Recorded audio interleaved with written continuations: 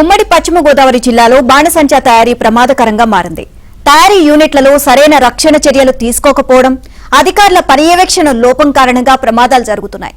కొన్ని చోట్ల అనధికార తయారీ కేంద్రాలు ఉన్నా అధికారులు పట్టించుకోకపోవడం ప్రమాదాలను మరింత తీవ్రతరం చేస్తున్నాయి.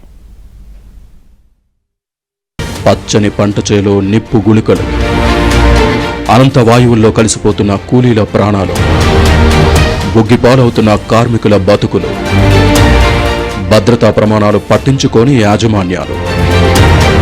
ఈ పాపం ఎవరిది? కోనసీమ జిల్లా రాయవరంలోని బాణసంచా తయారీ కేంద్రంలో పేలుడు సంభవించి 6గురు సజీవ దహనమయ్యారు. మరో 2 చికిత్స పొందుతూ ప్రాణాలు విడిచారు. మరికొంతమంది ఆసుపత్రిలో చికిత్స పొందుతూ ప్రాణాలతో పోరాడుతున్నారు. అయితే భారీ పేలుడు ఇదేం మొదటిది కాదు. కోనసీమ జిల్లాలో మొత్తానికి 37 ఇలాంటి యూనిట్స్ ఉన్నాయి. అందులో కొన్ని మ్యానుఫ్యాక్చరింగ్, ఒక 17 ఏమో ఎక్స్క్లూజివ్గా మ్యానుఫ్యాక్చరింగ్, అండ్ ఒక 15 మాత్రం మ్యానుఫ్యాక్చరింగ్ కమ్ హోల్సేల్ జరిగే యూనిట్స్ అన్నమాట.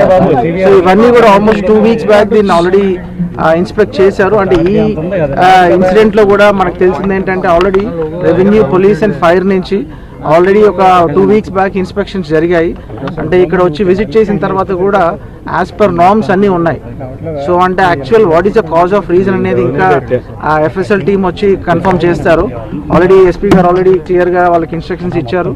విజయవాడ నుంచి ఎఫ్ఎస్ఎల్ టీమ్స్ అరైవ్ అయిన తర్వాత with in a span of 2 or 3 days exactly cause of incidents ఏంటనేది మనకు తెలుస్తుంది. ఉమ్మడి పశ్చిమ గోదావరి జిల్లాలో బాణసంచా తయారీ కేంద్రాలతో పాటు భారీగా బాణసంచా నిల్వ చేసే హోల్సేల్ వ్యాపారులు ఎక్కువగానే ఉన్నారు. ఏలూరు జిల్లాలో తయారీ కేంద్రాలు లేకపోయినా 8 మంది హోల్సేల్ వ్యాపారులు ఏడాది పొడవునా పెద్ద ఎత్తున బాణసంచా నిల్వ చేసే లైసెన్స్ దారులున్నారు. పశ్చిమ గోదావరి జిల్లాలో 5గురు తయారీదారులున్నారు. వీరంతా లైసెన్సులు తీసుకుని బాణసంచా తయారు చేస్తున్నట్లు అధికారులు చెబుతున్నారు. అయితే లైసెన్స్ దారులు కాకుండా ఇళ్ల వద్ద కుటీర పరిశ్రమగా దీపావళి బాణసంచా తయారు చేసేవారు ఎక్కువ సంఖ్యలోనే ఉన్నారు. వీరిపై ఎటువంటి నిఘా లేదు. అటువంటి కేంద్రాల వద్దే ఎక్కువగా ప్రమాదాలు జరుగుతున్నాయి.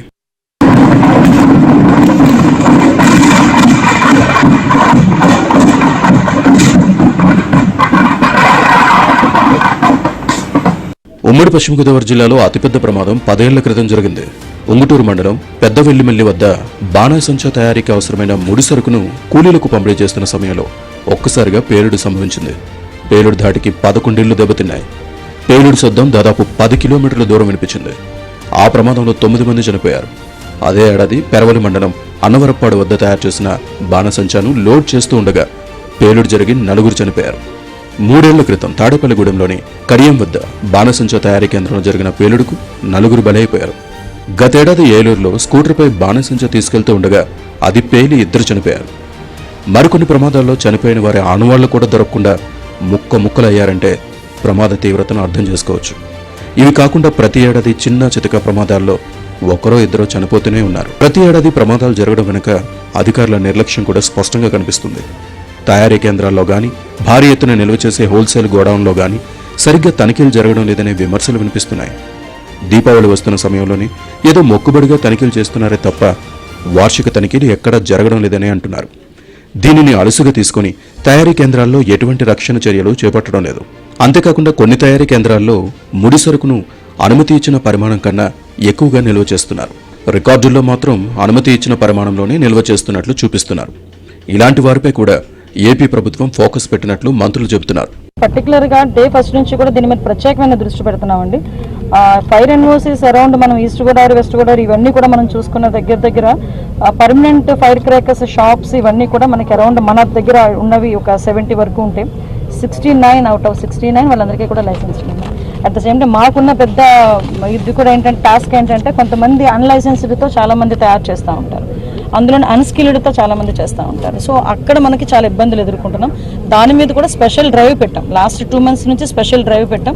ఎక్కడ కూడా ఇలాంటి యూనిట్స్ ఏదైనా ఉంటే కనుక ఇమీడియట్గా వాటిని మేము జప్తు చేయటం, అదేవిధంగా వాళ్ళ మీద చర్యలు తీసుకోవటం, వాళ్ళని మోటివేట్ చేయటం. ఇలాగ లైసెన్స్డ్ ఉన్న క్రాకర్ షాప్ దగ్గరికి కూడా వచ్చి ఇమీడియట్గా ఇక్కడ ఏంటి ఫెసిలిటీస్ కావాలి.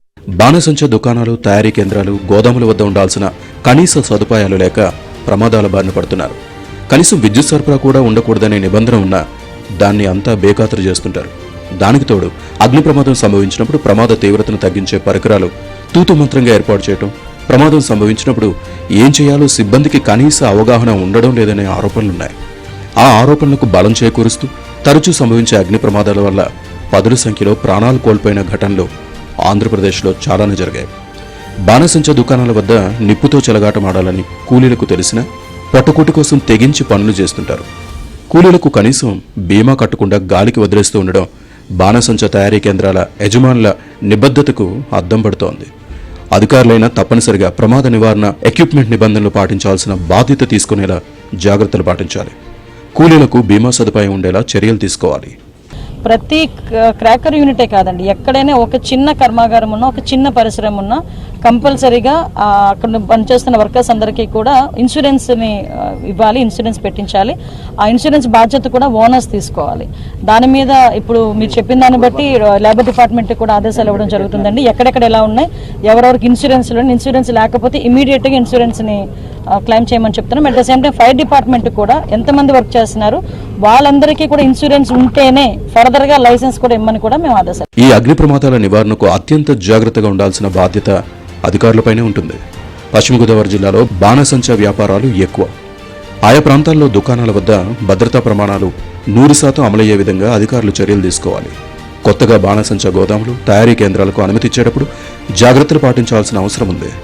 దీపావళి సమయంలో కొంత ప్రయత్నం చేసినా ఆ తర్వాత యంత్రాంగం ఈ విషయంలో శ్రద్ధ పెట్టకపోవడం తయారీదారులకు ఇష్టారాజ్యంగా మారుతోంది.